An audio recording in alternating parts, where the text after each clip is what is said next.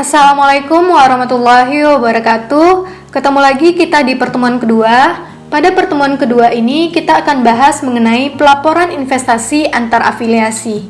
Nah, jadi terdapat dua metode untuk akuntansi investasi saham antar afiliasi. Yang pertama itu metode cost dan yang kedua adalah metode equity. Nah, sekarang kita bahas metode cost. Metode cost itu diterapkan jika tingkat kepemilikan investor terhadap perusahaan investasi itu 0-20% atau tidak signifikan. Nah, pada metode ini, pada saat perolehan, investasi saham akan dicatat sebesar nilai perolehannya. Kemudian, laba atau rugi investasi tidak diakui dan tidak dicatat. Kemudian yang ketiga, dividen yang dibayarkan investasi akan dicatat oleh investor sesuai dengan tingkat pemilikannya dan diakui sebagai pendapatan dividen. Ini contoh soalnya. PTA memperoleh 20% saham biasa PTB dengan harga perolehan 150.000 pada tanggal 2 Januari 2018. Nah, ini kan 20%, berarti ini metodenya adalah metode cost. Karena 0-20% itu metodenya metode cost. Dan kemudian ini adalah harga perolehannya. Ketika kita membeli saham biasa suatu perusahaan, maka itu namanya investasi. Sehingga pencatatan pada tanggal 2 Januari 2018 itu adalah investasi dalam saham biasa PTB sebesar 150.000 karena kita peroleh 150.000, kemudian kas berkurang sebesar 150.000 karena kita berinvestasikan mengeluarkan kas sebesar 150.000. Nah, kemudian selama tahun 2018 PTB memperoleh laba bersih sebesar 180.000 dan mengumumkan dividen tunai sebesar 50.000 tanggal 26 Desember 2018 dan kemudian dividen tersebut dibayarkan tanggal 30 Desember 2018. Nah, laba bersih itu dalam metode cost itu tidak diakui atau tidak dicatat sehingga ini kita abaikan. Kemudian dividen ini akan diakui sebagai pendapatan dividen. Nah, ini pencatatannya. Nah, ini ada dua tanggal yakni tanggal 26 Desember dan kemudian 30 Desember. Tanggal 26 Desember itu adalah saat pengumuman, ini saat pembayaran. Saat pengumuman berarti karena pengumuman aja baru berarti perusahaan investor itu belum menerima dividen sehingga diakui sebagai piutang dividen karena dia belum menerima kasnya. Tapi dividen sudah harus diakui. Nah, ini sehingga piutang dividen itu bertambah di debit sebesar 10.000, kemudian pendapatan dividen diakui sebesar 10.000. Kemudian tanggal 30 Desember itu kan pembayarannya, berarti piutang kita ini berkurang di kredit sebesar 10.000 karena udah dibayar. Kemudian kita terima kas sebesar 10.000 dari dividen yang dibayarkan. 10.000 ini dari mana dapatnya? Kepemilikan PTA atas PTB itu kan 20%, berarti 20% dikali dengan dividen yang dibagikan. Dividen yang dibagikan itu 50.000, berarti 20% kali 50.000 dapatnya 10.000. Sehingga nanti di akhir periode itu nilai investasi saham biasa PTB itu akan tetap sebesar harga perolehannya yakni 150.000. Ia tidak terpengaruh oleh adanya pendapatan dividen ataupun adanya laba atau rugi dari perusahaan investasi. Kemudian kita lanjutkan dividen likuidasi. Kapan sih terjadi dividen likuidasi ini? Jika investasi mengumumkan dividen lebih besar dari laba pada tahun tersebut, ini disebut dengan dividen likuidasi.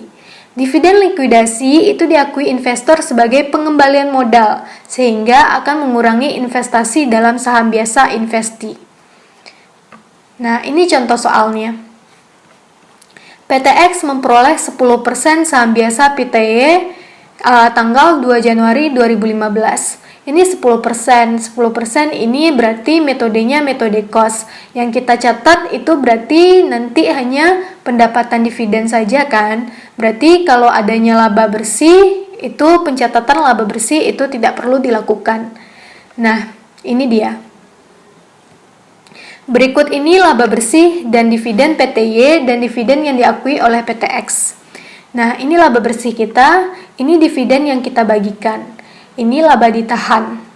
Karena laba bersih itu ketika laba bersih itu dibagikan, itu namanya dividen dan sebagiannya itu akan menjadi laba ditahan bagi perusahaan. Nah, ini laba bersihnya 100.000, yang dibagikan 70.000, berarti laba yang ditahan oleh perusahaan itu kan 30.000. 100.000 dikurang 70.000 dapat 30.000. Kemudian tahun 2016 itu laba bersih kita itu 100.000. Kemudian dividen yang dibayarkan itu 120.000.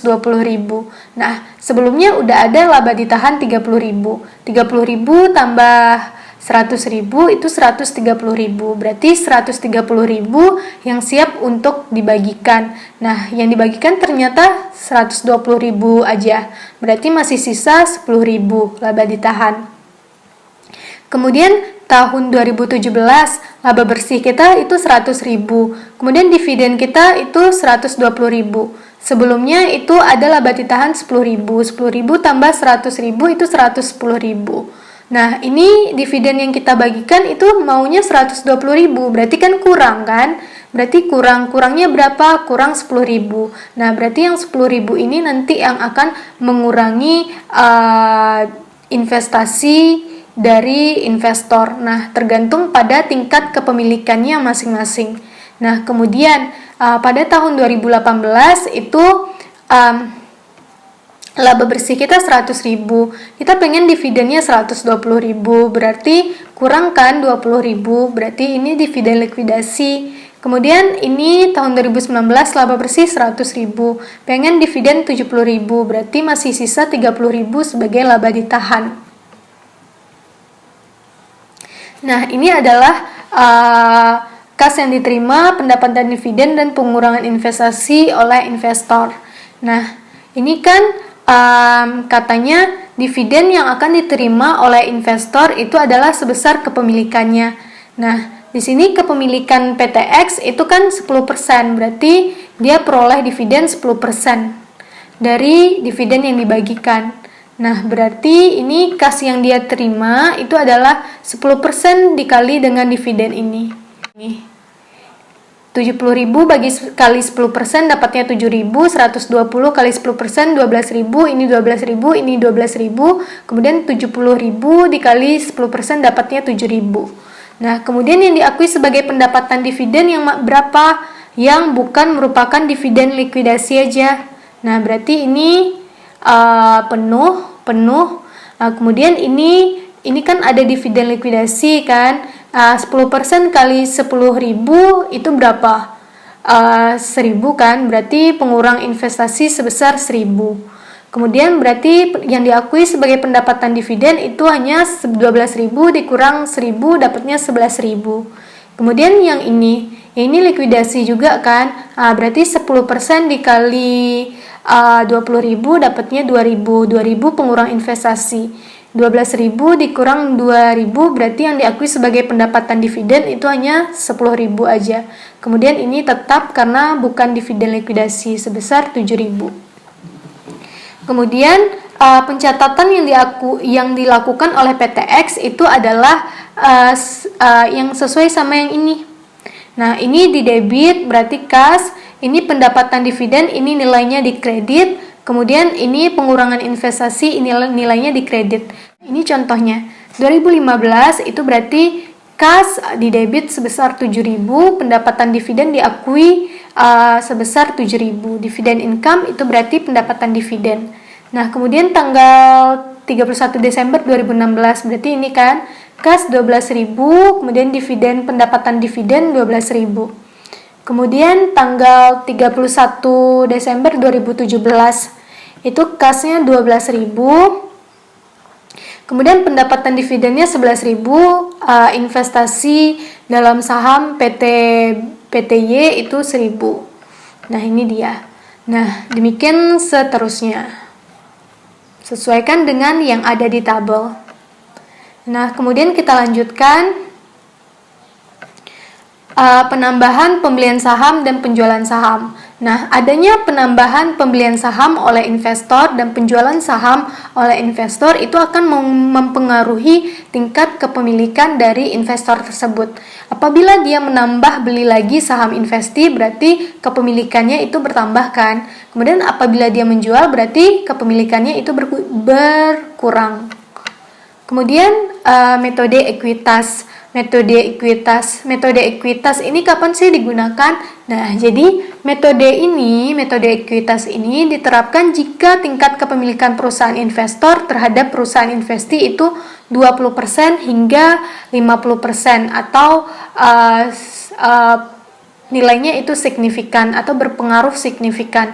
Berarti dia memiliki pengendalian terhadap perusahaan investi. Dan kemudian atau lebih dari 50%. Nah, jadi kalau lebih 50% juga pakai metode ekuitas.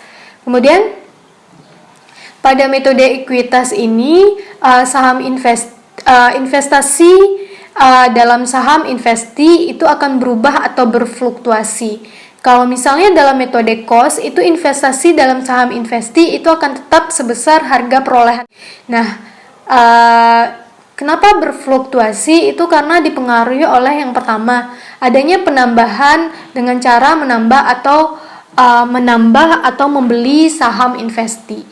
Kemudian penjualan atas investasi saham investi. Kalau ada penjualan saham, itu berarti investasi kita akan berkurang. Hal ini pun sama dengan nanti kalau metode cost. Jadi kalau metode cost adanya penambahan investasi atau penjualan investasi itu akan berpengaruh pada nilai investasinya.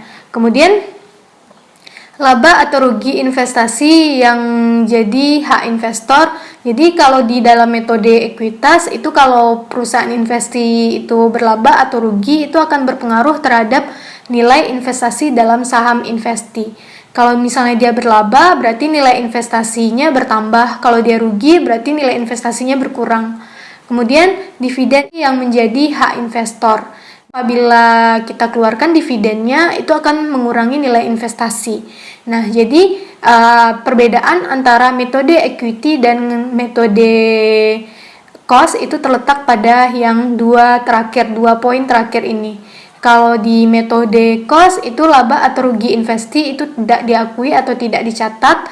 Kemudian dalam metode cost, dividen itu tidak berpengaruh terhadap investasi. Dia diakui sebagai pendapatan aja, pendapatan dividen. Nah, kemudian kita lanjutkan. Ini contohnya. PTP memperoleh 40% saham biasa PTS. Nah, ini 40%, berarti ini metodenya metode equity kan. Nah, pada tanggal 2 Januari 2018 dengan perolehan itu sebesar $150.000. Selama tahun 2018, PTS memperoleh laba bersih sebesar $38.000 dan tanggal 20 Desember 2018 mengumumkan dividen tunai sebesar $16.000 yang dibayarkan 30 Desember. Tidak ada tambahan pembelian atau penjualan investasi dalam saham PTS. Nah, sekarang kita jawab ya. Nah, ini kan metodenya metode equity. Berarti kalau metode equity, laba bersih itu kan dicatat pengakuannya sebesar kepemilikan dari PTP atas PTS. Nah, berarti laba bersih yang diakui oleh PTP itu hanya sebesar kepemilikannya. Kepemilikannya 40%, berarti 40%, ini 40% dikali 38.000, dapatnya 15.200. Kemudian untuk dividen nanti kan juga diakui. Nah, dividennya itu 16.000 yang dikeluarkan. Kepemilikannya 40%, berarti 16.000 kali 40% dapatnya 6.400. Nah, sekarang kita catat. Nah, pada saat investasi awal berarti investasi dalam saham biasa pada kas sebesar harga perolehannya. Nah, harga perolehannya 150.000. Kemudian jurnal penyesuaiannya, pengakuan laba PTS. Laba itu akan menambah nilai investasi, berarti investasi dalam saham PTS bertambah sebesar laba yang diakui sebesar kepemilikannya 15.200 ini. Kemudian laba PTS dikredit 15.200. Nah, yang C itu pengakuan dividen. Dividen itu akan mengurangi nilai investasi saham dalam PTS. Ini berarti nilai investasi saham dalam PTS itu berkurang karena adanya dividen. Berarti investasi dalam saham PTS itu dikredit sebesar kepemilikannya. Nih, 16.000 dividen yang akan dibagikan kepemilikannya 40%. Berarti 6.400. Nah, masuk ke sini. Kemudian karena baru tanggal pengumuman berarti dia jadi piutang dividen. Kalau misalnya dalam metode cost, ini namanya yang dikredit ini adalah pendapatan dividen. Kemudian yang ini nggak ada kalau dalam metode cost. Kemudian pas tanggal penerimaan dividen atau pas tanggal dividen itu dibayarkan, berarti karena kita menerima dividen berarti kas kita bertambah. Kemudian piutang dividen yang sebelumnya itu berkurang. Sehingga di akhir periode itu nilai investasi kita akan berubah. Nah, ini 150.000 itu harga perolehan awal, 15.200 ini karena laba bersih, ini 6.400 itu berkurang karena adanya dividen. Jadi sekarang nilai dari investasi dalam saham PTS itu 158.800. Ini jumlahkan dikurangkan dengan yang kredit. Nah, kemudian kita lanjutkan perolehan investasi saham pada periode interim. Nah, perolehan investasi saham pada periode interim ini maksudnya pada pertengahan tahun. Nah, biasanya kan awal tahun. Sekarang kalau misalnya pertengahan tahun gimana? Nah, ini dia. Laba atau rugi investasi yang diakui oleh investor adalah sebesar tingkat kepemilikannya dan periode pemilikan investasi dalam tahun perolehan. Jadi dia dipengaruhi oleh periode pemilikan investasi dalam tahun perolehan. Nah, gimana sih contohnya? Ini contohnya. PTA memperoleh 35% saham biasa PTB pada tanggal 1 April 2018 dengan perolehan 200.000. Nah, berarti ini 35%. 35% berarti metodenya apa? Ekuitas kan? Nah, kemudian selama tahun 2018, PTS memperoleh laba bersih 60.000 dan membayarkan dividen tunai 15.000. Nah, saat investasi awal berarti catat investasi dalam saham biasa di debit sebesar perolehannya 200.000, kemudian kas dikreditkan 200.000. Kemudian karena metode equity berarti kita akui laba kan, karena dia berlaba berarti investasi bertambah sebesar 15.750. Kita kan labanya 60.000, kepemilikannya 35%, berarti 60.000 dikali 35%. Nah, ini katanya kalau untuk laba atau rugi investasi diakui oleh investor adalah sebesar tingkat kepemilikannya dan periode pemilikan investasi. Nah, ini kan 1 April. Nah, 1 April ke 1 Desember berapa bulan? April, Mei, Juni, Juli, Agustus, September, Oktober, November, Desember. Itu 9 bulan, berarti periode pemilikannya itu hanya 9 bulan. Berarti 9 per 12 dikali 9 per 12. Dapatnya 15.750. 15.750. Kemudian untuk dividen gimana? Untuk dividen itu tetap 15.000 kali 35%. Dividen yang dibagikan itu kan 15.000. Nih. Kali dengan 35%. Kas bertambah, kemudian karena adanya dividen, investasi dalam saham PTB itu akan berkurang nilainya. Nah, ini kalau untuk dividen itu tidak dipengaruhi oleh periode kepemilikannya, langsung sebesar setahunnya. Kemudian kita lanjutkan perubahan tingkat kepemilikan saham. Nah, tadi kan perubahan tingkat kepemilikan itu bisa diakibatkan oleh pembelian tambahan saham baru atau penjualan saham yang dimiliki. Nah, yang pertama itu pembelian tambahan saham baru. Jika kepemilikan awal di bawah 20%, kemudian ditambah membeli saham baru, maka terjadi perubahan metode akuntansinya dari cost method ke equity method kan. Karena dia beli, ini 20% itu batas untuk penggunaan metode cost. Kalau dia beli saham baru berarti tambah dong kepemilikannya, berarti di atas 20%. Berarti terjadi perubahan dari metode cost ke metode equity. Nah, saat perubahan tersebut diakui penyesuaian terhadap saldo laba atau laba ditahan. Jadi, kita lakukan jurnal penyesuaian di mana penyesuaian tersebut akan berpengaruh terhadap saldo laba kita. Nah, kemudian kalau misalnya untuk penjualan saham yang dimiliki, nah ini akan berpengaruh terhadap metode akuntansi investasi saham yang akan digunakan. Nah, ini contohnya.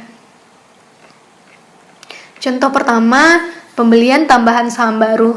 PTA memperoleh 30% saham biasa PTB tanggal 2 Januari 2018 dengan harga perolehan 150.000.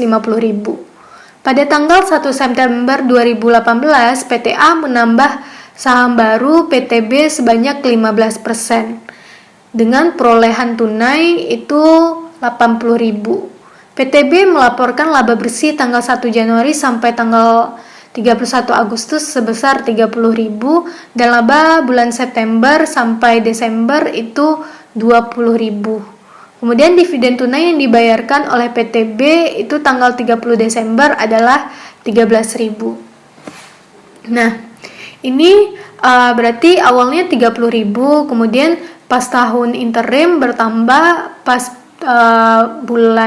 periode pas di tanggal interim itu bertambah 15%. Jadi kepemilikannya sekarang kan 45%. Nah, berarti kalau untuk pengakuan laba itu adalah sebesar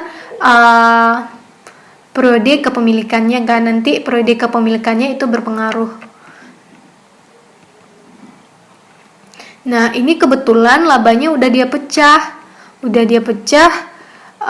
Ini laba untuk 1 Januari sampai 31 Agustus 30.000. Ini untuk kepemilikan 30%. Ini kemudian ini 1 September sampai 31 Desember ini kan udah berubah kepemilikannya, berarti udah 45%. Berarti ini nggak perlu nanti kita pakai 9/12, 3/12 atau per 12 yang kayak gitu, soalnya labanya udah dibagi langsung. Kemudian kita lakukan pencatatan yang dilakukan oleh PTA itu gimana? Nah, yang pertama itu pasti kita nyatat investasi awalnya kan. Investasi awal itu seperti biasa investasi dalam SBPTB pada kas. Nah, sebesar harga perolehannya itu sebesar 150.000. Kemudian tanggal 1 September itu kan ada tambahan investasi lagi kan, berarti bertambah investasi dalam saham biasa itu 80.000, kasnya di kredit 80.000. Ini kan nambah lagi 80.000. Kemudian kita jurnal penyesuaian di akhir tahun. Nah, jurnal penyesuaian itu kan yang pertama atas laba kan, laba bersih. Ini kan metodenya ekuitas. Ekuitas berarti ada pengakuan laba. Laba itu akan menambah investasi, kemudian dikreditkan laba. Nah, gimana sih cara ngitungnya? Berarti ini pas awal, ini pas kepemilikan 30% itu labanya 30.000. Berarti 30% kali 30.000 ditambah pas udah 45% itu labanya 20.000. Berarti 45% dikali 20.000. Jadi nanti dapatnya 18.000 di sini. Kemudian pengakuan dividen, kalau dividen kan itu nggak dipengaruhi oleh waktu kan, periode waktu. Dividen yang dibagikan itu 13.000. Berarti langsung aja 13.000 kali 45%, 5850, ini 5850. Nah, kemudian contoh 2, PTP memperoleh 10% saham biasa PTS pada tanggal 2 Januari 2018 dengan harga 100.000. Ini 10% berarti awalnya metode cost kan. Selama tahun 2018, PTS melaporkan laba bersih 75.000.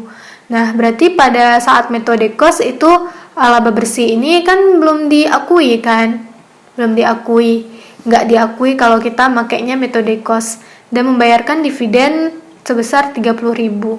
Nah, pada tanggal 2 Januari berarti yang dividen ini tidak juga mempengaruhi nilai investasi kan, dia diakui sebagai pendapatan.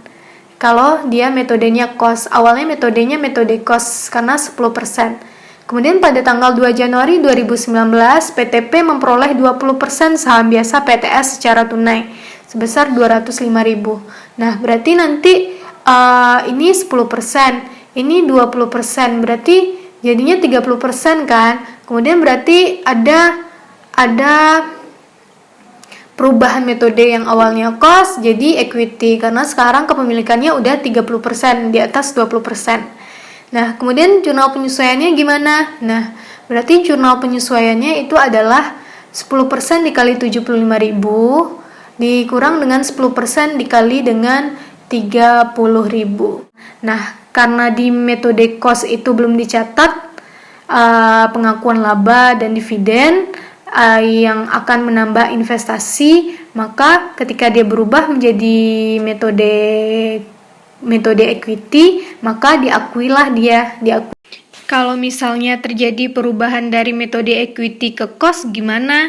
Nah, berarti jurnalnya dibalik, debitkan saldo laba atau laba ditahan, kemudian kreditnya investasi. Kenapa? Karena pas metode equity itu ada pengakuan laba dan dividen yang mempengaruhi investasi, sedangkan pada metode cost tidak ada. Berapa persentasenya penyesuaiannya? Berapa persentase penyesuaiannya? Nah, itu persentase penyesuaiannya itu adalah sebesar persentase kepemilikan awal ketika menggunakan metode equity. The fair value option. Jadi pada akhir periode investor akan mengukur kembali investasinya sebesar nilai fair value-nya. Ini contohnya. PTB memperoleh 15%, 15% berarti ini metode cost. Saham biasa PTC tanggal 2 Januari 2019 dengan harga 80.000. Dividen tunai yang dibayarkan itu 25.000 dan pada tanggal 30 Desember 2019. PTB menentukan nilai wajar investasi saham pada PTC itu 82.500. Jadi pas akhir tahun itu nilai wajarnya itu 82.500. Awalnya 80.000. Nah, ini kan karena metodenya cost kan. Kalau misalnya metodenya equity berarti nilai investasi pas akhir tahun itu nanti kan berubah. Nah, nilai perubahan itulah yang akan dibandingkan dengan nilai wajar ini nanti. Kalau dia metodenya metode equity. Sekarang kan metode cost. Kalau metode cost itu kan akhir tahun nilainya, akhir periode itu nilainya akan tetap sebesar harga perolehannya. Jadi kalau misalnya metodenya equity nanti itu adalah nilai investasi awal. Jadi kalau nanti metode equity, nilai investasi yang akan dibandingkan dengan nilai wajar itu adalah nilai investasi yang telah disesuaikan dengan adanya laba bersih dan kemudian dividen dibandingkan dengan nilai wajarnya.